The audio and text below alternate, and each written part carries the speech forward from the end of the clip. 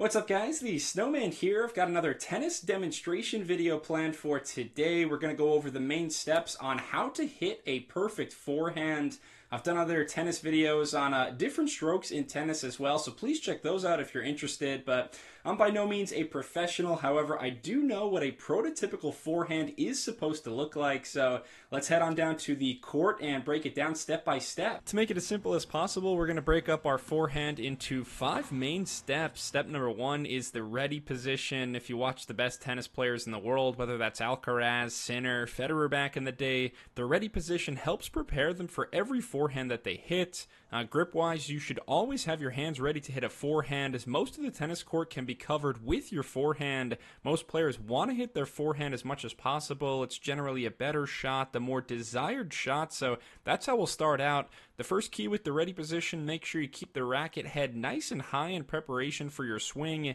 It's good to have the racket head positioned higher than the grip so you can transition right into the motion.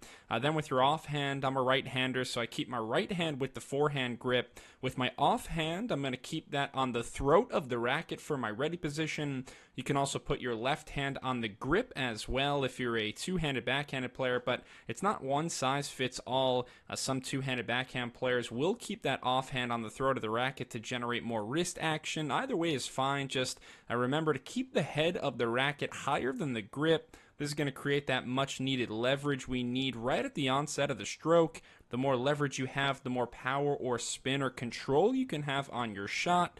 Less leverage will make it more difficult to create power and combat the pace of the ball flying at you. So remember, always keep the racket high to begin with. Step number 1 is the ready position. That goes directly into step number 2, which is the body turn or the unit turn. Now that you see the ball is coming towards your forehand, you want to turn your left shoulder so it's facing the ball. Again, I'm a right-handed player, so I'm turning my left shoulder to hit the forehand. If I was a lefty, I would pivot my right shoulder. This shoulder turn will really help with your racket preparation. Even if all you're doing is rotating the shoulder towards the oncoming ball, you've already done most of the work to prepare for the shot. That racket is already halfway back. You don't even have to do anything with your hand or your arm. Your hand should remain the same from step 1. Keep that offhand on the throat of the racket. That'll help keep your right hand relaxed. It'll keep your muscles loose so you can generate more power later in the swing. If you don't hold the throat with your left hand, there's going to be more tension in your wrist because of the way you're holding the racket. So again, hands and arms remain the same. All we're doing is rotating our shoulder in preparation. Once we do that, we're ready for step number 3 of hitting the forehand ready position unit turn. Now it's time to reach our power position. For the power position, now the left hand is removed from the racket. It's across our body, almost in line with the baseline or service line. By coming across with the left hand, we're stretching and coiling up the upper body so that we can uncoil and generate power as we open up during the stroke.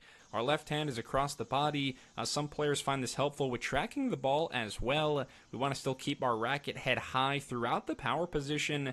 That right arm should be fully extended. You can see I have plenty of space between the racket and my body. Some players hit the ball down here with their elbow tucked in, which can cause you to be jammed up on contact. That's not what we're going for here. We want to have a good amount of space between the elbow and the body. That's very important. Also, with the power position, be careful not to bring the racket back too far behind your body. A lot of younger players, as their bodies are still maturing, it's more natural for them to reach even further back behind their body to generate power, but that can create tension in the arms. So try to keep the racket on the right side of your body if you're a right-handed player. Keep it high to stay relaxed in your arms, and then we're ready for step number 4. We're in power position. Now it's time for our racket acceleration. This is where the coil-uncoil motion with the body happens. We just coiled up the body. Now we're going to uncoil and release all of that power. The key with the racket acceleration is to be relaxed and loose with your wrist. You want your racket to simply lag behind as you swing your arm forward. In fact, during the swing, the bottom of your racket should be facing ahead. It should be facing towards the ball just before you make contact. And something that's really important with this motion is not to force it. A lot of players will focus too much on the power and end up putting added strain on their wrist. You don't want to force it. Instead, you want want the racket acceleration, you want the racket lag to happen in a natural, relaxed way. This is why the first 3 steps are so vital in the lead up to the swing. If you keep your racket high and your wrist relaxed, the racket lag should be one fluid motion as the forward momentum brings the racket closer to the ball. Finally, we have step number 5, which is the contact and follow through. This is the moment when we're making contact with the ball out in front of our body and following through. Find that nice contact point. Now we want to have a good finish, a clean follow through. The follow through can be across your body. A lot of players do that. It can be over your shoulder if you prefer it to be a little bit higher. Some players like Nadal even do their forehand follow through over the head like this, so it can look many different ways. The most important aspect, though, is to follow through the ball. You don't want to slow down through contact. That's going to lead to a lot of errors. You really want to retain that good racket acceleration all the way through the stroke and into the follow-through. If you slow down or even stop moving right after contact, you're going to lose control of the stroke. Worse than that, if you're constantly stopping near the contact point and not following through, that's going to create tons of stress on the shoulder, the elbow, the wrist. So again, here, by having a good follow through, we're allowing the muscles to relax in a natural way. One more time, let's review our 5 steps. First off, we're beginning in a proper ready position with the racket head higher than the grip level. Step number 2, we turn our shoulder so it's facing the oncoming ball. Step number 3 is the power position, where we extend our arm and take our left hand off of the racket. Remember to keep the racket head held high. Next is the racket acceleration, where we begin to uncoil the body as the bottom of the racket points towards the ball.